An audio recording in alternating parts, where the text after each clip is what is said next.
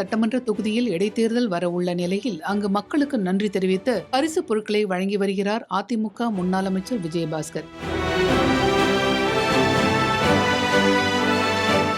புதுக்கோட்டை மாவட்டம் விராலிமலை சட்டமன்ற தொகுதியில் 2026 சட்டமன்ற தேர்தலில் முன்னாள் அமைச்சர் சி விஜயபாஸ்கர் வெற்றி பெற்றார். சட்டமன்ற தேர்தலில் அதிமுக 3வது இடத்தை பிடித்ததோடு எதிர்க்கட்சி என்ற இடத்தையும் இழந்தது. இதனால் அதிமுக பொதுச் செயலாளர் எடப்பாடி பழனிசாமியின் தலைமையின் மீது பலரும் அதிருப்தி அடைந்திருக்கிறார்கள்.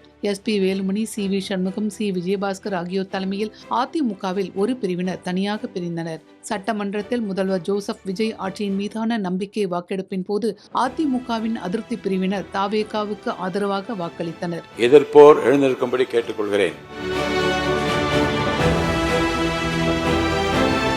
இவர்களில் மரகதம் குமரவேல், ஜெயக்குமார், இசக்கி சுப்பையா, சத்யபாமா ஆகியோர் அதிமுகவிலிருந்து விலகி தாவேகாவில் இணைந்தனர். தங்கள் MLA பதவிகளையும் ராஜினாமா செய்தனர். தொடர் சமாதான பேச்சுவார்த்தைகளை அடுத்து பிரிந்து சென்ற அதிமுகவினரில் SP வேலுமணி தலைமையில் பலர் மன்னிப்பு கடிதம் கொடுத்து மீண்டும் கட்சியில் சேர்ந்தனர். ஆனால் CV சண்முகம், விஜயபாஸ்கர் ஆகியோர் இணையவில்லை. அதிருப்தியில் இருந்த விஜயபாஸ்கர் அதிமுகவிலிருந்து சில தினங்களுக்கு முன்பு வெளியேறினார். அத்துடன் தனது சட்டமன்ற உறுப்பினர் பதவியையும் அவர் ராஜினாமா செய்தார். இதையடுத்து விராலிமலை சட்டமன்ற தொகுதி காலியானதாக அறிவிக்கப்பட்டுள்ளது.